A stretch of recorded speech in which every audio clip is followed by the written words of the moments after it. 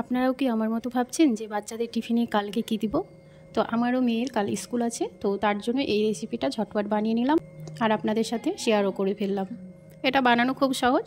আসসালামু আলাইকুম, নিশা কিচেনে সকলকে স্বাগতম। খুব সহজভাবে আপনাদের তৈরি করে দেখাবো ভাজা কেকের রেসিপি। এটা কিন্তু খেতে খুবই সুন্দর হয়, বাচ্চারা এটা খুব পছন্দ করবে। শুধু এইভাবে নয়, আপনারা যদি বাচ্চাদের এইভাবে করে দেন তাহলে ওরা খুব পছন্দ করবে। বাচ্চারা এমনিতে চকলেট খেতে খুব পছন্দ করে, আর যদি হয় এই রকম টিফিন রেসিপি তাহলে কিন্তু ওরা পুরো টিফিনটাকেই ফাঁকা করে ফেলবে। চিন্তা না করে ঝটপট তৈরি করে ফেলুন। কথা না বাড়িয়ে চলে যাচ্ছি মূল রেসিপিতে। বাচ্চাদের টিফিন বানানোর জন্য আমি বাটির মধ্যে 2টো ডিম ভেঙে নেব।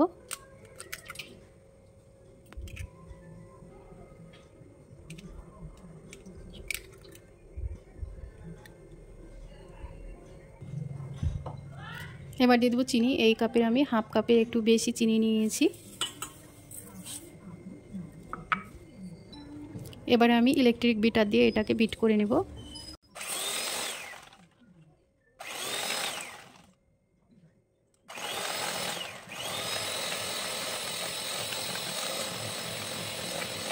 এখানে আমি 1 মিনিট মতো বিট করে নিয়েছি, আর দেখুন 1 মিনিট বিট করে নেওয়াতেই কি সুন্দরভাবে এটা ফ্রমি হয়ে গিয়েছে। ঘিটা দিতে ভুলে গিয়েছিলাম, তো এখন আমি এর মধ্যে ঘি দিয়ে দিচ্ছি। ঘি দিয়ে আবারও বিট করে নেব। ঘিটা যেহেতু ফ্রিজে রেখেছিলাম সেই জন্য এরকম জমে গিয়েছে। আমি 2 চা চামচ পরিমাণ অনুযায়ী এখানে ঘিটা দিয়ে নিচ্ছি। এটা হচ্ছে বাড়ির তৈরি ঘি, আর বাড়ির তৈরি ঘি সব থেকে বেশি ভালো হয়, টেস্টটাও খুব ভালো আসে। আবারও এটাকে বিট করে নেব।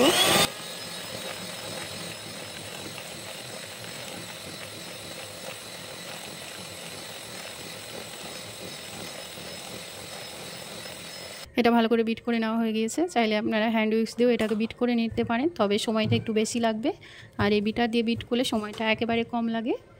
চিনিটা কিন্তু এখানে প্রায় গলে গিয়েছে। এবার আমি এর মধ্যে বাকি উপকরণগুলো মিশিয়ে নেব। এবার আমি ময়দা দিয়ে দেবো, আর ময়দাটা একটু চেলে নেব। অল্প অল্প করে ময়দা দিব আর এটাকে মিশিয়ে নেব। এবার দিয়ে দেবো এটা 1 চিমটি লবণ, দিয়ে দেবো একটু বেকিং পাউডার।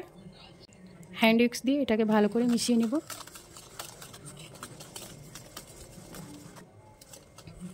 হ্যান্ড উইক্স দিয়ে এভাবে করে ভালো করে মিশিয়ে নিতে হবে। দেখতে হবে কোনো রকমের যেন দলা ভাব না হয়, মানে গোটা গোটা যেন না হয়ে যায়।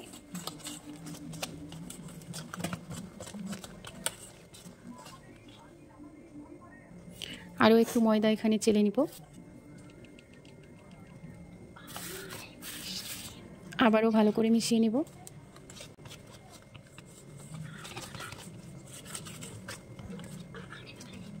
এটা অনেকটা মনে হচ্ছে যে পাতলা আছে, তো আরও একটু ময়দা দিয়ে নিব।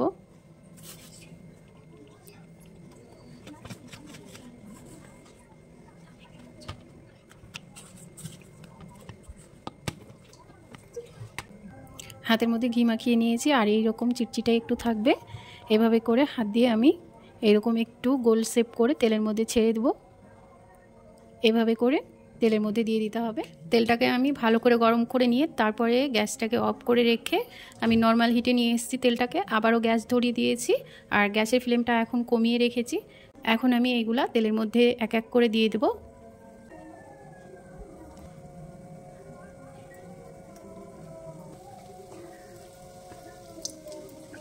এবারে এগুলাকে উল্টিয়ে দেব।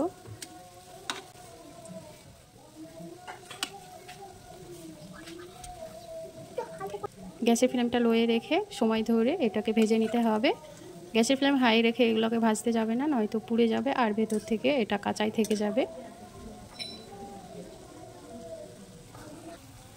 উল্টিয়ে পাল্টে পছন্দ মতো কালার করে ভেজে নিয়েছি, আর এইগুলো এখন হয়ে গিয়েছে, তুলে নেব।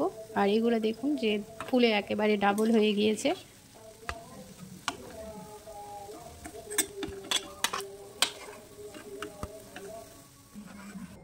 সেমভাবে বাকিগুলোকেও ভেজে নেব।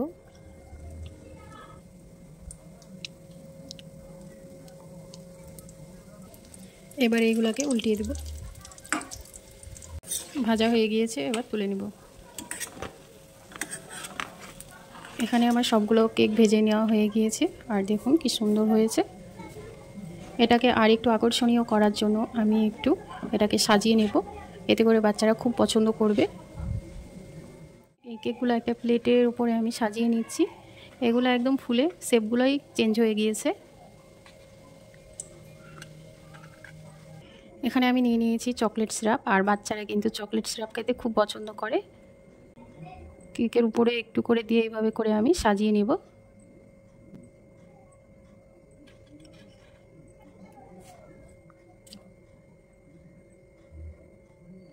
এভাবে করে একটু আমি সবগুলোর উপরে দিয়ে দেব।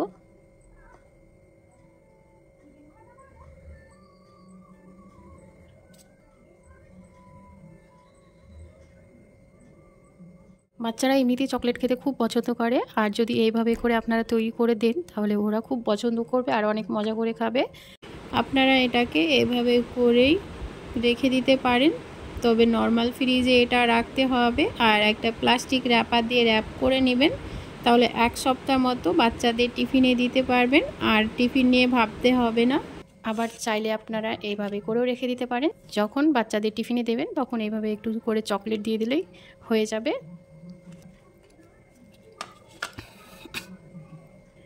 এইভাবে করে কেক তৈরি করে রাখলে বাচ্চাদের টিফিনে দেওয়ার জন্য ভাবতেই হবে না। 1 সপ্তাহ আপনারা নিশ্চিন্তে থাকতে পারবেন আর বাচ্চারা এটা খুব পছন্দ করবে। যখন হালকা খিদে পাবে তখনও কিন্তু এটা খাওয়া যাবে। একটা আপনাদের ভেঙেও দেখাই, দেখুন কি সুন্দর হয়েছে ভেতরটা। আশা করছি আজকের এই রেসিপি আপনাদের কাছে ভালো লেগেছে। ভালো লাগলে একটি লাইক করবেন, পাশে থাকা বেল বাটনটি ক্লিক করবেন। যখনই ভিডিও আপলোড করব সেইমাত্র আপনাদের কাছে নোটিফিকেশান পৌঁছে যাবে। সকলেই ভালো থাকুন, সুস্থ থাকুন। আল্লাহ হাফেজ। আজকে এই পর্যন্তই, দেখা হচ্ছে নতুন কোনো রেসিপিতে।